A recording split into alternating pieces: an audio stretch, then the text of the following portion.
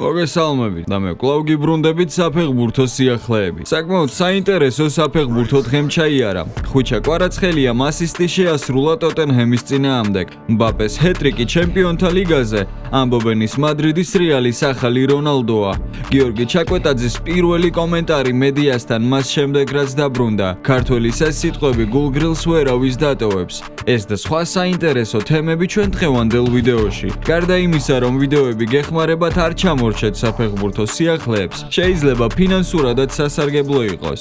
ამ ვიდეოში გავათამაშებ 50 ლარს. თანხის მოსაგებად კი საჭიროა დააჭირო ლაიქის ღილაკს. გამოიწერო არხი და კომენტარებში ააწყო შენი საყვარელი გუნდი, 11 მოთამაშე და მწვრთნელი, ასევე შეგიძლია ლეგენდებიც გამოიყენო. მე ამოვარჩევ ორ საუკეთესო გუნდს ჩემი პირადი აზრით და გადავანაწილებ ამ 50 ლარს. კომენტარის ქვეშ გიპასუხებთ ვისაც ამოგარჩევთ, ამიტომ ყურადღებით იყავით, რომ გამარჯვებულებმა მომაწოდოთ თქვენი საკონტაქტო ინფორმაცია. ასევე დაწერეთ როგორ ჯობია რომ გავაკეთოთ შემდეგზე. თანხა გადავანაწილოთ რამოდენიმე ადამიანზე, თუ მოიგოს ერთმა.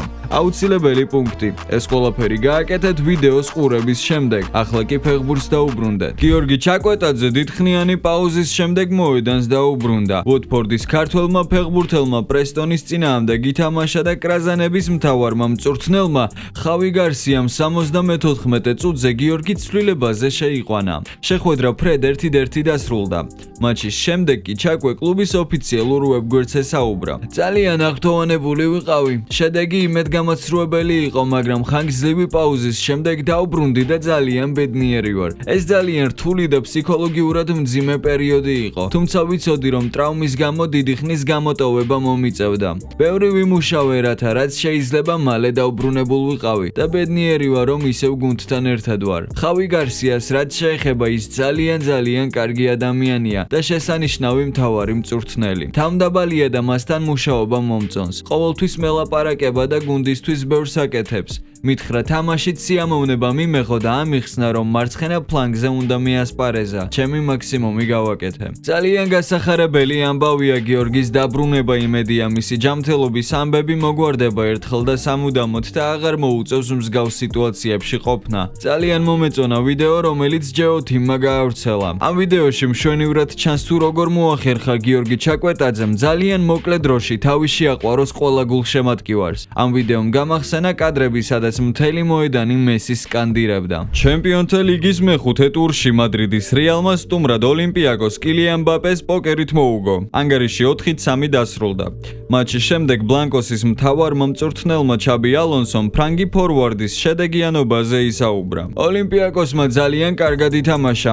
ვიცოდით, რომ რთულ მეტოქეს ვუპირისპირდებოდით. მენდილიბარის გუნდს იმაზე ნაკლები ქულა აქვს, ვიდრე უნდა კონდეს იმის გათვალისწინებით, რა დონეზეც თამაშობენ. ისინი მეც იმსახურებენ. ოლიმპიაკოსი კარგად თამაშობდა პრესინგს, გახსნეს ანგარიში და გვაიძულეს, რომ მოგვემატებინა. საბოლოო ჯამში მთავარი 3 ქულაა. ეს მნიშვნელოვანია არა მხოლოდ სატურნირო ცხრილის თვალსაზრისით, არამედ იმის ფონზეც, რომ 3 თამაში არ მოგვიგია. ყველა ასპექტში გვაქვს მოსამატებელი. უნდა ვკონცენტრირდეთ იმ მომენტებზე, როცა ყველაფერი კარგად გამოგვდიოდა. დღეს გამარჯვება აუცილებელი იყო და ეს შევძელით. დრო აჩვენებს იქნება თუ არა ეს მატჩი გარდამტეხი მომენტი და გავაგრძელებთ თუ არა ზრდას როგორც გუნდი. ახლა დროა ჟირონასა და ბილბაოზე ვიფიქროთ. რეალის 40 გოლიდან 22 მბაპემ გაიტანა. კილიანი გუნდისთვის ძალიან მნიშვნელოვანია და მე მხოლოდ მის გოლებზე არ ვსაუბრობ. მბაპეს ლიდერის თვისებები აქვს და ის ყოველდღიურად ახდენს გავლენას დანარჩენ ფეხბურთელებზე. გუნდის ერთიანობისთვის ამას უდიდესი მნიშვნელობა აქვს. ცნობისთვის მბაპე 9 გოლით ჩემპიონთა ლიგის ბომბარდირთა დავის ერთპიროვნული ლიდერია.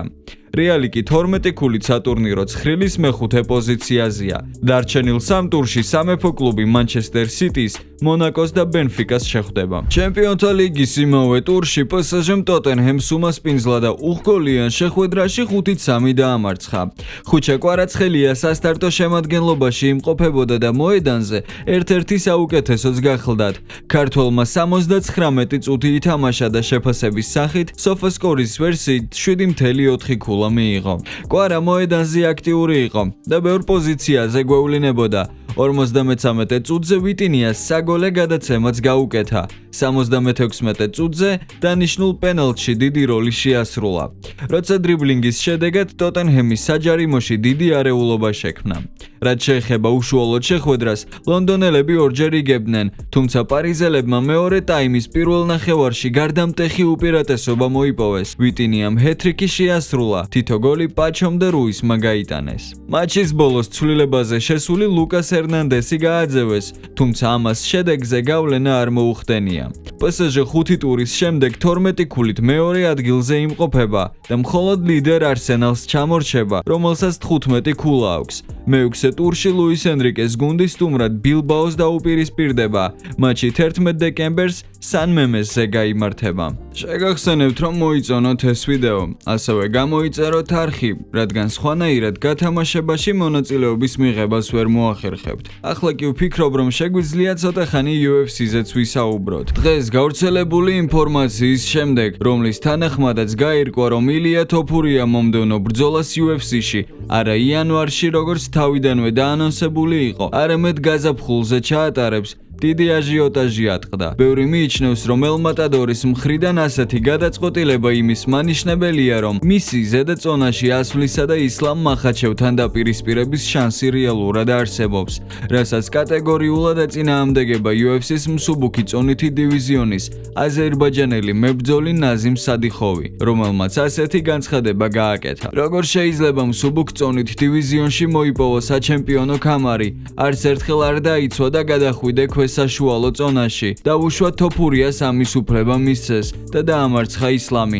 შემდეგ რას აპირებს? 84 კილოგრამში გადავა? საჭიროა ყოველთვის ტიტულის დაცვა, დომინანტი ჩემპიონის სახელის მოხვეჭა და ამ ყველაფერზე ფიქრის შემდეგ დაწყება. დამიჯერეთ თუ ილია ისლამის დაპირისპირება ქვესაშუალო წონაში მართლაც შედგა, ეს ნამდვილად ფარსი იქნება. პრომოუტერმა კამილ გაჯიევმა ცარუკიანსა და თოფურიას შორის ბრძოლის ორგანიზების ალბათობა შეაფასა.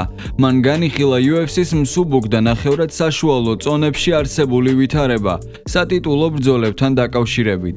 თოფურიას ყველა მოქმედება და სიტყვა იმაზე მეტყველებს, რომ ის არ აპირებს არმანთან ჩხუბს და UFC-საც თითქოს არ სურს მათი ერთმანეთთან დაპირისპირება. როგორ ხედავთ ამ სიტუაციას? შევეცდები ვივარაუდო, როგორ შეიძლება მოიფიქროს მანევრი UFC-მ და რა გააკეთოს ასეთ შემთხვევაში.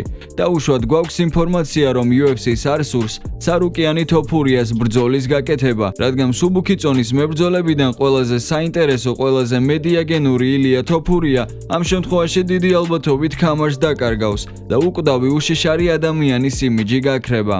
რისკები საკმაოდ მაღალია, იმის გათვალისწინებით თუ რა კონდიციაში იმყოფება არმანი. UFC-ს ახლა შეუძლია საკმაოდ სწრაფად მოაწყოს ბრძოლა თოფურიასა და მაგალითად პიმბლეტს შორის. რატომ? იმიტომ რომ არმანმა ახლა ხანი ჩხუბა. ასეთ დონეზე კი ბრძოლები ხშირად 6 თვეში ერთხელ ტარდება. ამიტომ ცარუკიანს ეტყვიან, არმან, საერთოდ არ არის პრობლემა. შენ ხარ შემდეგი პრეტენდენტი, მაგრამ ეს იქნება აპრილში. ამ დროის განმავლობაში კი შეიძლება თოფურიასა და პიმბლეტს შორის ორგანიზება მოესწროს. ეს არის მაგარი მედიაგენური დაპირისპირება. პიმბლეტი და თოფურია ძალიან ენამახვილები არიან. ლაპარაკისას უხეშ სიტყვებს არ ერიდებიან.